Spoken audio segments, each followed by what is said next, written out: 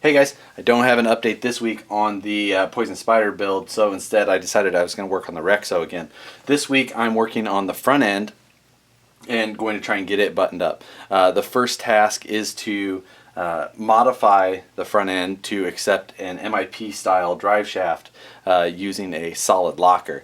This is the stock Wrexo piece, regular axial ring gear just like the Wraith runs, and then it's got the standard axial drive cup, or diff cup I guess you'd call it, and it's filled with actual diff gears, and then these outdrives or outdrive cups or dog bone cups, whatever you want to call them, C-clip on the inside to retain them.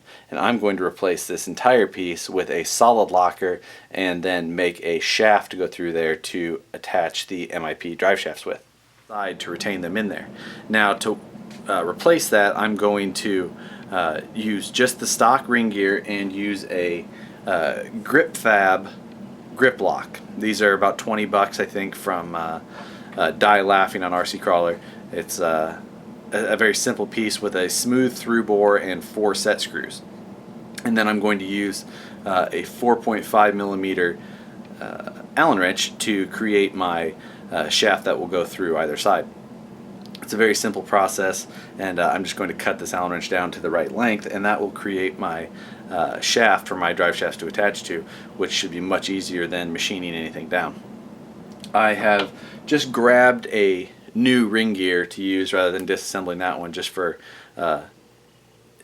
just to make this a little quicker. The only thing you do have to do is there's little I don't know what you want to call them, little tangs that stick up on the stock ring gear, and you will need to Dremel those off smooth, because that is how this mates to, or those will interfere with this locker if you do not. So that's the only thing you need to do to make this thing bolt right up.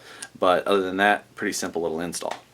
In order to calculate the length I need for the shaft coming out of the locker, I'm going to measure the depth on one of the standard MIP drive hubs. This is a normal 5 millimeter hub, and I'm just going to use my calipers here and check the depth using the back end of the caliper. So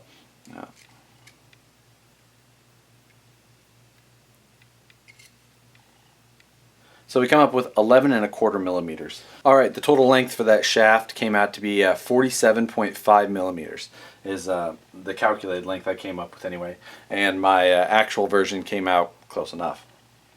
So going to install this into the grip fab locker, get it centered as close as I can, and then install this into the Wrexo front end. Alright, now for the drive shafts. For the drive shafts I'll be using all MIP parts. However, I don't believe that there's any just direct off the shelf MIPs that you can buy to bolt up to this.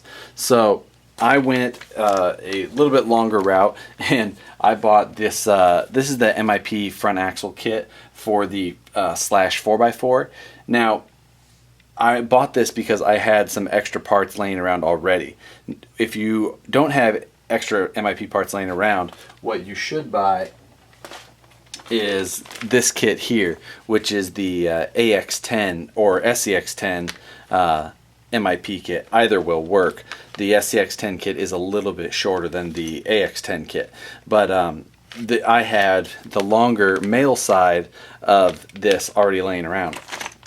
The reason you need that is the male side of the Slash 4x4 is a much shorter version than the male side from the AX10 or SCX10 kit.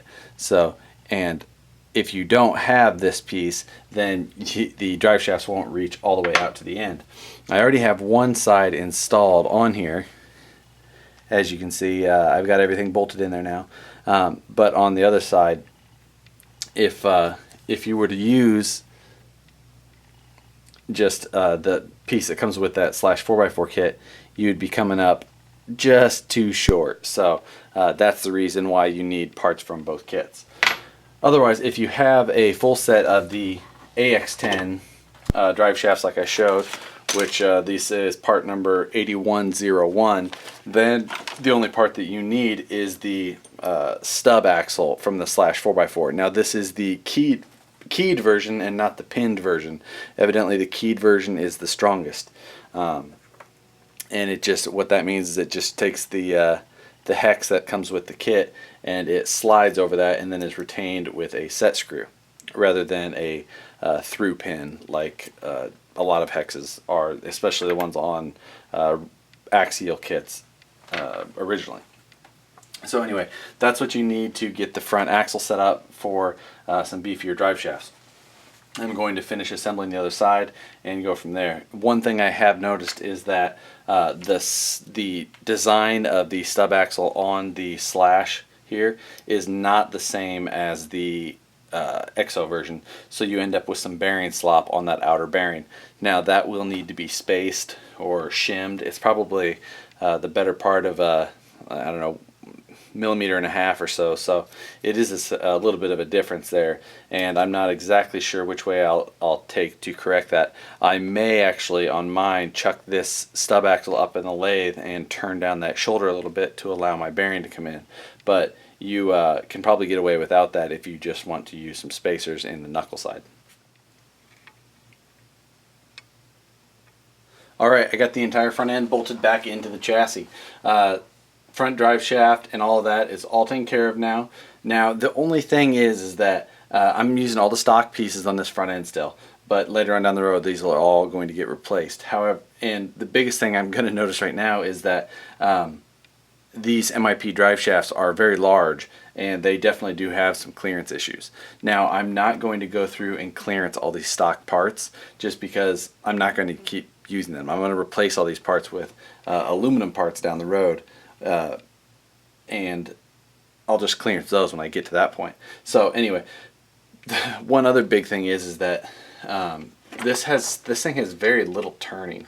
That's max angle right there, and it looks like, you know, maybe a little less than 45 in one direction, but significantly less in the other. That's the maximum steering to the left.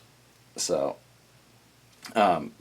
there's definitely going to need to be some clearancing done to maximize the steering angle in all directions, because in the rocks you do want a lot of steering.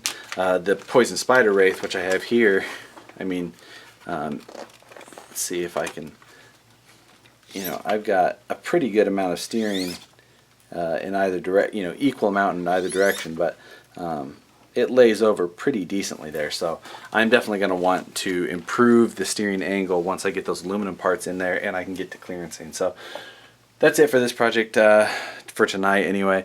I'll get more updates done on all the projects coming up. I'm just still catching up from the We Rock event last weekend, so I didn't quite get as much done on the Poison Spider rig and this rig as I was hoping to. And also the rock bouncer sitting back here in the corner. I'll get to that soon as well, just waiting on some custom axles to be done, which I've got some parts to get shipped out. But other than that, that's all I got for now, guys, and we will see you next time.